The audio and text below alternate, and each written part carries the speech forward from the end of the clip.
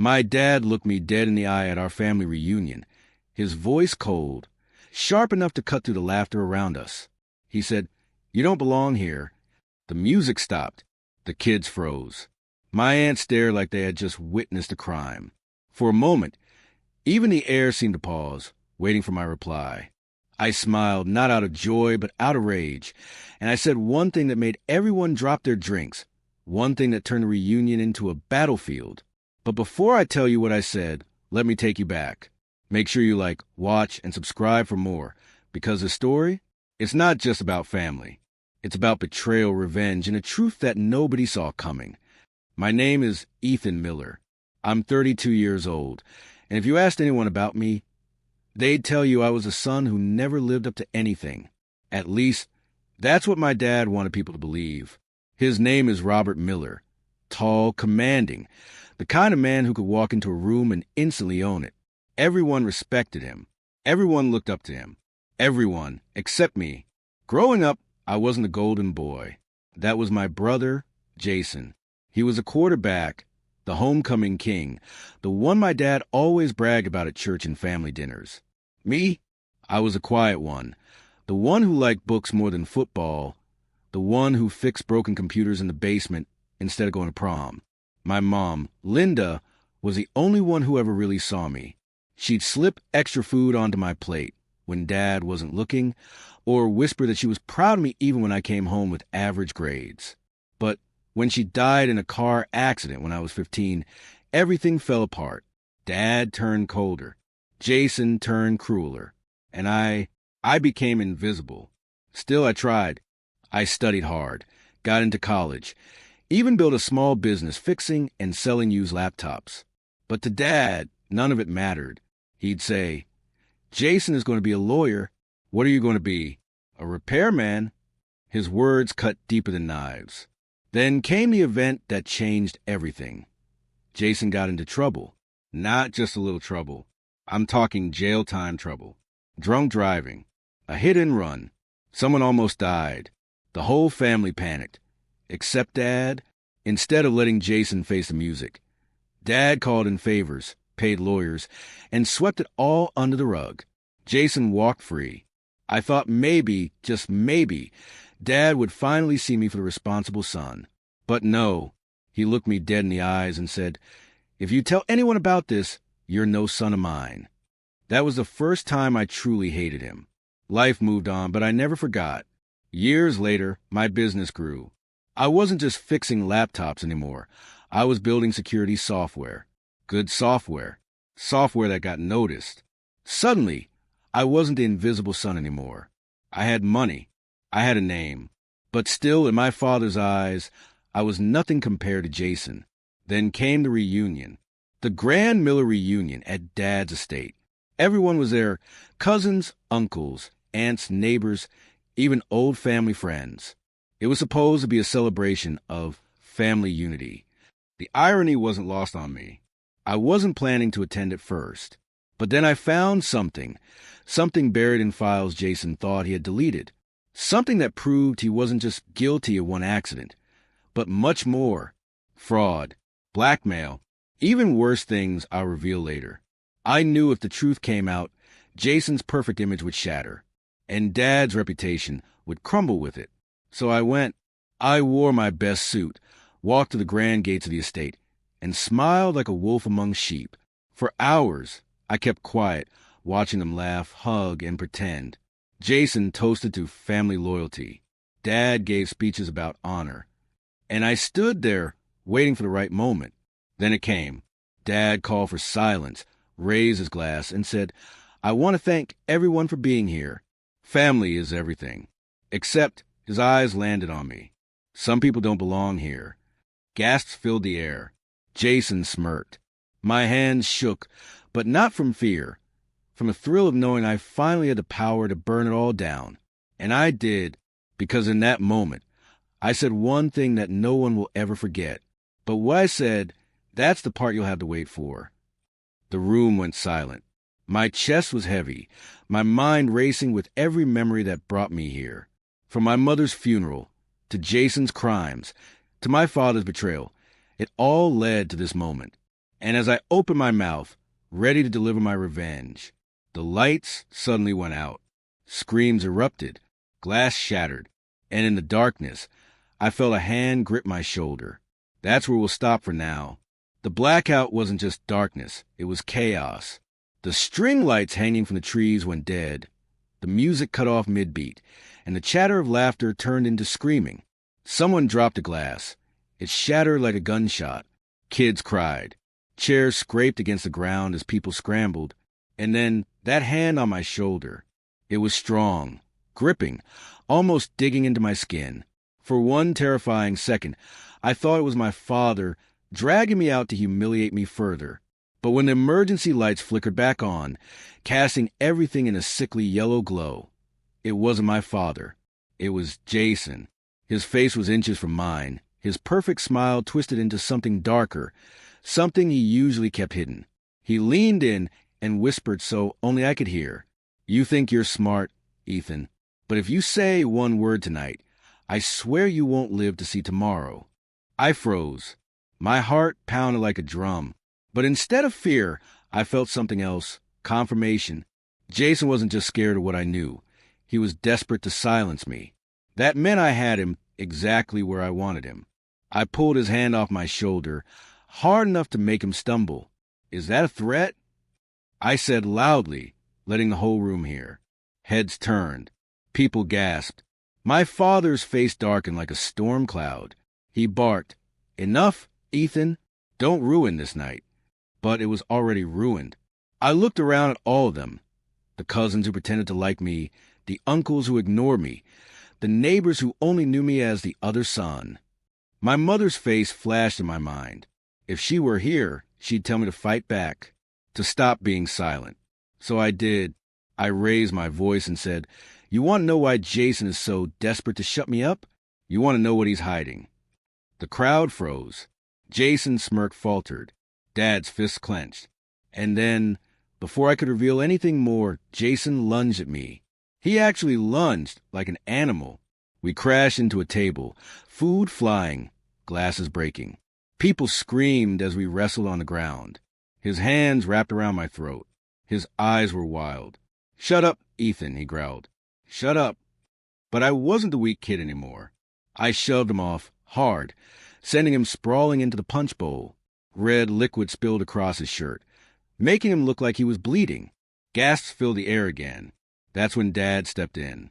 He grabbed me by the arm and dragged me to the center of the room like I was a criminal. His voice boomed over chaos. "You don't belong here, Ethan. You never have. You're nothing but a disgrace to this family." And there it was, the words I had heard in whispers, now shouted for everyone to hear. My father had disowned me, in front of the entire family. Tears burned my eyes, but I didn't let them fall. Instead, I pulled the flash drive from my pocket and held it up like a weapon. "You want disgrace?" I shouted, "Here's your golden boy's truth. Everything he's done, every crime, every lie, it's all right here. And when I'm done, the whole world will know." The room went silent. Jason's face turned pale. Dad's jaw locked tight. My aunts and cousins whispered in shock.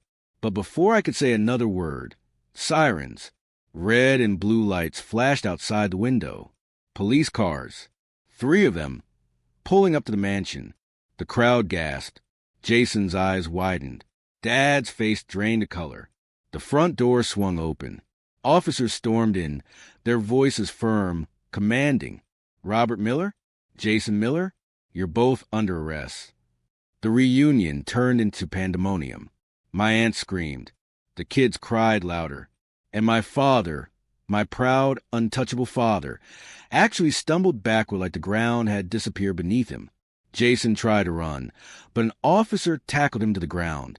My father raised his hands, shouting about lawyers and mistakes, but they slapped cuffs on him anyway. And me?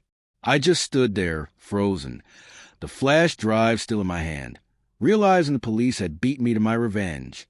Or so I thought, because as they dragged Jason past me, his eyes locked on mine, and he whispered something that chilled my blood. "This isn't over. You think you won tonight. Ethan, you have no idea what you started." The reunion was in ruins. The police cars drove away with my father and brother in the back, lights flashing, sirens screaming. Everyone stared at me like I was the one who caused it all. And maybe I had. But deep down, I knew something bigger was coming. Jason wasn't bluffing. There were secrets I hadn't uncovered yet. Secrets buried deep enough to destroy more than just our family. And as I left the estate that night, my phone buzzed with a message from an unknown number. It read, "If you want the truth about your father and brother, meet me tomorrow at midnight. Come alone." The message glowed on my phone screen like it was alive. "If you want the truth about your father and brother, meet me tomorrow at midnight. Come alone." I must have read it 20 times, trying to figure out if it was real or some sick joke. My father and Jason had been hauled off in handcuffs just hours ago. What other truth could there be? But the words "come alone" stuck to me like poison. Whoever sent it knew something. Something bigger than what I had. All night, I tossed in bed, replaying everything in my head. My dad's words, Jason's threat, the sirens, the handcuffs. For the first time in years, my family wasn't untouchable. But that message told me this wasn't victory. It was just the beginning of something much darker. By morning, the news was everywhere. Headlines splashed across TV and social media. Robert Miller, respected businessman, arrested at family reunion. Right below it, local hero Jason Miller charged in fraud investigation. I should have felt satisfaction, vindication. Instead, I felt dread, because the more reporters dug, the more I realized the flash drive in my pocket. The files I thought would be my nuclear weapon only scratched the surface. There were whispers about offshore accounts, money laundering, even ties to people I had no business messing with. Powerful people, dangerous people. At 11:45 that night, I drove to the meeting place, an abandoned warehouse on the edge of town. Classic, cliché even, but my gut told me this was no prank. The building loomed over me, its broken windows like dead eyes. I parked, pocketed the flash drive, and walked in. The air smelled like rust and dust. My footsteps echoed. I half expected to get jumped. Then I heard it, a voice in the shadows. "You're late." A figure stepped out. A woman, maybe late 30s, dark hair tied back, leather jacket, eyes sharp as blades. She looked like someone who'd seen too much and survived anyway. "Who are you?" I asked. "Someone who knows your father and brother better than you do," she said. "Name's Claire. I used to work for them." My chest tightened. Work for them? Doing what? She smirked bitterly. Cleaning up their messes. The kind of messes you don't talk about in daylight. I swallowed hard. "Why me? Why contact me?" "Because you're the only one dumb enough and brave enough to stand against them. But if you're going to keep fighting, you need to know the truth." She handed me a folder. Thick, heavy. Inside were photographs, receipts, documents. Some were about fraud and stolen funds. Others were darker. Pictures of people I didn't recognize. Police reports that had been buried. And one document that made my blood run cold. It was a contract. My father's signature at the bottom. Next to it, a name I did recognize. A man who had been murdered 5 years ago. My hands shook as I looked up at her. "Are you saying my dad?" She nodded grimly. "Your father isn't just corrupt. He's dangerous. And Jason? He's not just some spoiled golden boy. He's his father's shadow. His heir. They've done things that could put them away for life. Or get anyone who talks killed." I stumbled back, my heart slamming in my chest. Murder. Fraud. Secrets buried in blood. My dad wasn't just a man who ignored me. He was a criminal. A killer. Claire leaned closer. The police arrest was just the first crack. The empire's collapsing, but they'll fight back. And when they do, they won't just come after me. Her eyes locked on mine. They'll come after you. Suddenly, a noise cut through the silence. The sound of tires screeching outside. Claire's eyes widened. They found us. Before I could react, headlights poured through the broken windows, flooding the warehouse with blinding light. Doors slammed. Boots hit the ground. Jason's voice echoed through the night. "Ethan, come out. You think you can expose us?" You think you can betray your own family." His voice was shaking with rage. "You're dead." Claire grabbed my arm, pulling me toward the back exit. "Move. Now." We ran. The sound of men shouting filled the air. A gunshot cracked behind us, the bullet sparking off the metal beams. Another shot, then another. We burst out the back door, sprinting into the dark. My lungs burned, my legs screamed, but adrenaline kept me going. Then I heard it. Claire's gasp. She stumbled. I turned just in time to see her fall, blood spreading across her side. My stomach dropped. She had been shot. I froze in the night, caught between two choices: run and save myself, or stay and help the only person who could give me the truth. The sound of Jason's men was getting closer. Shouts, footsteps, another gun being cocked. And there I was, kneeling next to Claire as she coughed blood, her hand gripping mine with surprising strength. She whispered, "Don't let them win. Ethan, you have no idea how deep this goes." Her blood was hot against my hand, soaking through my shirt as I pressed down on the wound. Claire's breathing was ragged, shallow, each inhale sounding like it might be her last. "Stay with me," I whispered, my voice trembling. "Don't you dare leave me now." Her eyes, sharp and unyielding just minutes ago, were now glassy. But still, she managed to squeeze my hand and whisper, "Run." "No," I said, "not without you." Then the shouts grew louder. Boots on gravel. Jason's men were closing in. I looked around desperately, and that's when I saw it, a rusted pickup truck parked behind the warehouse. Maybe it didn't even run, but it was our only chance. I hoisted Claire up, her weight heavy against me, and half dragged, half carried her to the truck. My arms burned, my legs shook, but adrenaline kept me moving. Gunfire cracked again, bullets tearing through the air. One shattered the rear window of the truck as I shoved Claire inside. The keys were still in the ignition. God bless luck, or maybe fate. I turned it, praying. The engine coughed, sputtered, then roared to life. I slammed my foot on the gas just as Jason's men rounded the corner. The truck fishtailed, gravel flying, bullets pinging off the sides. We sped into the night, leaving the shouts behind. But Claire wasn't doing well. Her head lolled against the seat, her face pale, her breath shallow. "Stay awake," I shouted. "I need you alive, Claire." Her eyes fluttered. She coughed, blood staining her lips. "Hospital? No, they'll find me there." "Then where?" I demanded. She struggled to speak, finally whispering an address. "A safe house." I drove like a madman through the back roads, every turn feeling like someone might be chasing us. By the time I reached the address, a run-down cabin deep in the woods. Claire was barely conscious. I carried her inside and laid her on the couch. There were medical supplies there, like she had planned for this. I tore through them, hands shaking, doing the best I could to stop the bleeding. She screamed when I pressed the gauze, but at least it meant she was alive. Hours passed. The bleeding slowed. Finally, she slipped into a weak but steady sleep. I sat there in the dark, my clothes soaked in her blood, my mind racing. Jason had actually tried to kill me. Dad had probably ordered it. And now, I had proof of murder, corruption, and God knew what was sitting in that folder. But I also had something I hadn't felt in years. Purpose. For the first time, I wasn't just the invisible son. I was the threat. Morning came. Claire stirred, her face pale but determined. She grabbed my hand. "You want to bring them down? Then listen carefully." And she told me everything.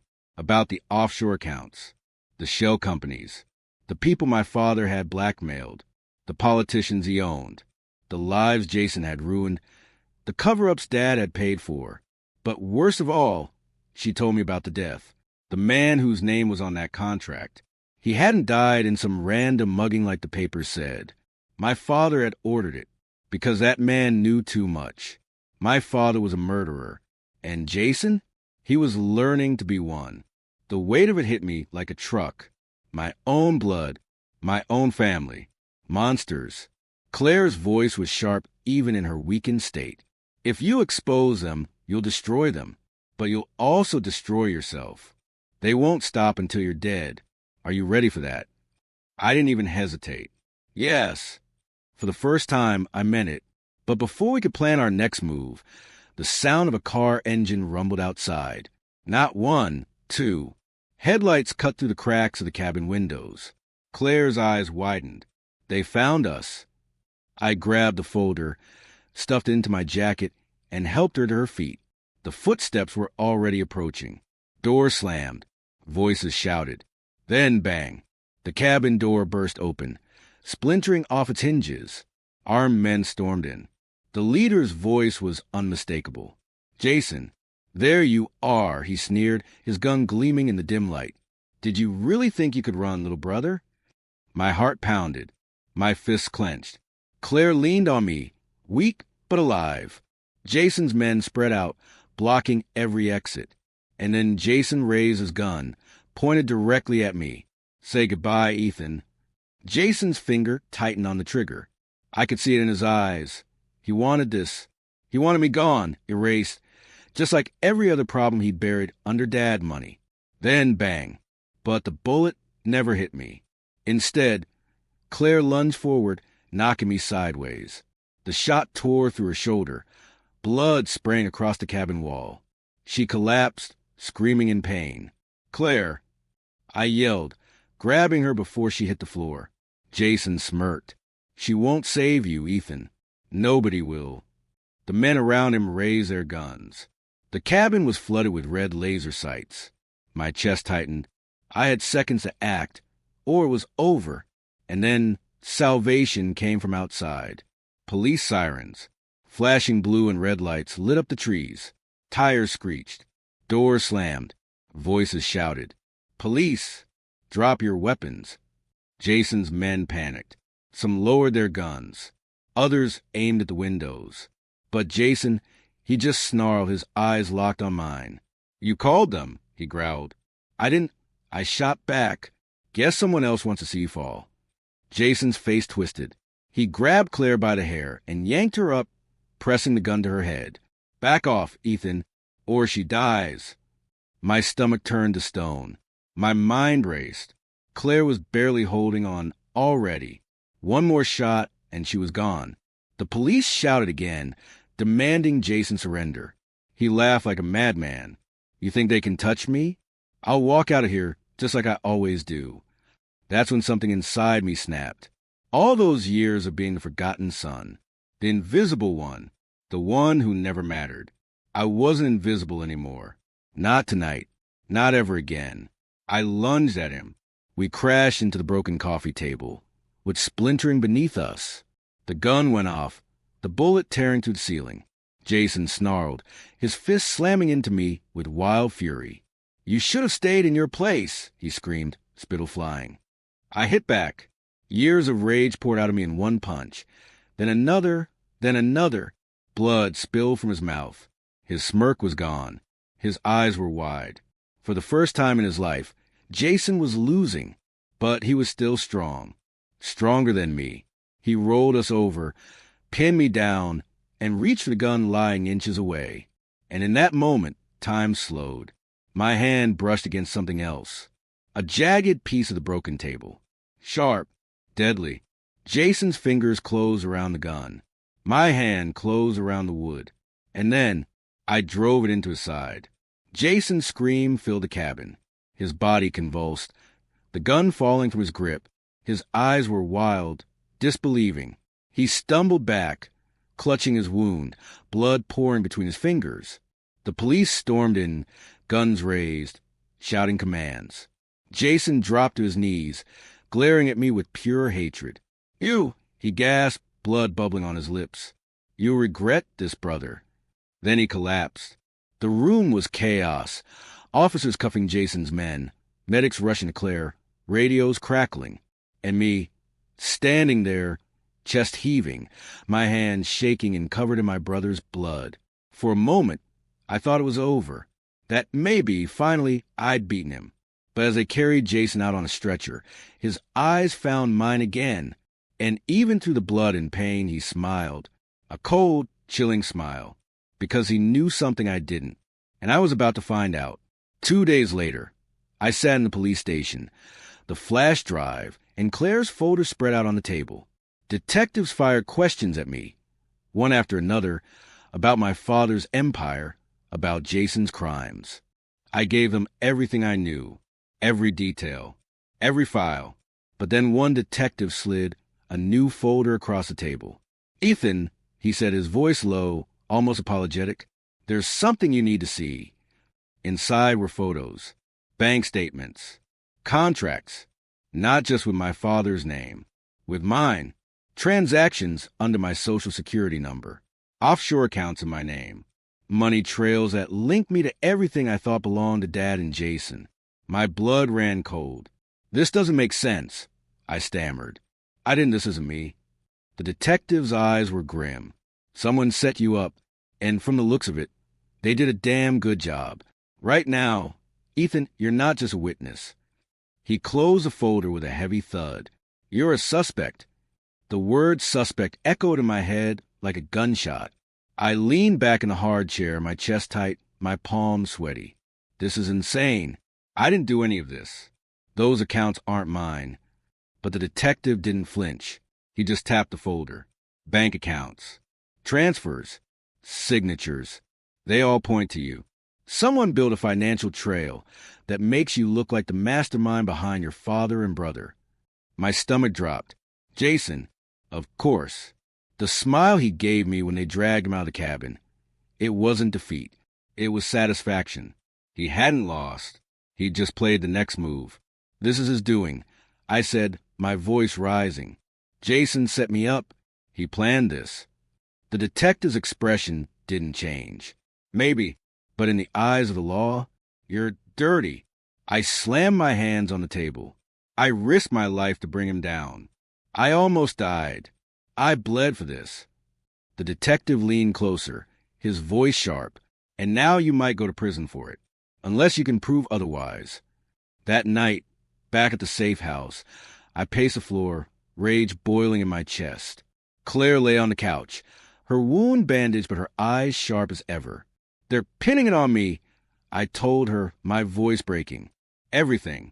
The fraud, the accounts, all of it. Jason set me up years ago, and I didn't even see it." She studied me quietly before finally saying, "Then we prove it wasn't you." "How?" I snapped. "He's got money, connections, lawyers. And Dad will use every last dime to protect him." "No," Claire said, her tone cutting through my panic. "Not this time, because Jason made a mistake." I stopped pacing. "What mistake?" She pulled a blood-stained flash drive from her jacket pocket, the one I thought I had lost in the chaos. "This." My breath caught. "You still have it?" She nodded. "And what Jason doesn't know is that I copied everything. Twice. There's enough evidence here to not only clear you, but bury him and your father permanently." Hope surged in me like fire. But then came the knock. 3 sharp, deliberate knocks on the cabin door. Claire and I froze. I reached for the pistol one of Jason's men had dropped. My hands trembled as I aimed it at the door. "Ethan Miller." A deep voice called. "This is federal. Open up." Federal, not local police, not Jason's men. The FBI. My heart hammered. I glanced at Claire. She gave me the faintest nod. I opened the door. 2 agents stood there, badges raised, their faces unreadable. "We need to talk. Now." Hours later, I sat across from them in another cold room, the flash drive plugged into their laptop. Line after line of data appeared, exposing everything. Jason's schemes, Dad's empire, the murders, the bribes. And, crucially, the evidence that proved I wasn't behind the offshore accounts. One agent leaned back, exhaling sharply. "This is enough to take down half the state government." The other nodded. "If this holds, you're not only cleared, Ethan, you're the key witness." Relief washed over me. For the first time, I could breathe, but it wasn't over. Because the next morning, as headlines exploded, Robert Miller indicted in multiple counts of fraud and conspiracy. Jason Miller facing attempted murder and racketeering charges. I saw something else. Jason's mugshot. And that smile again. Even in chains, even facing decade behind bars, he looked calm, confident, like he still had cards to play. The reporter's voice echoed. Sources say Jason Miller has agreed to cooperate with investigators in exchange for a reduced sentence. My blood went cold. Jason wasn't going down alone. He was going to drag me, Claire, and maybe half the country with him. Weeks later, I sat outside the courthouse, the weight of everything crushing down on me. Reporters swarmed, cameras flashing. They shouted my name now, not as the invisible son, but as the man who exposed the Miller empire. Claire sat beside me, her shoulders still healing, her eyes steady. You did it, Ethan. You ended them. But I shook my head. No, this isn't over. Jason's still out there. Maybe in prison. Maybe in a courtroom. But he's still fighting. And as long as he's breathing, I'll never be free. She touched my hand, grounding me. Then you keep fighting too. But this time on your terms. I looked up at the courthouse steps, at the swarm of cameras, at the world finally seeing me. Not the shadow, not the failure, not the forgotten son. And for the first time in my life, I felt it. I belonged. Not because of my father, not because of Jason, but because I chose to stand. And as I walked toward the flashing lights, the microphones, the questions, I knew one thing for sure. This wasn't the end of my story. It was a beginning.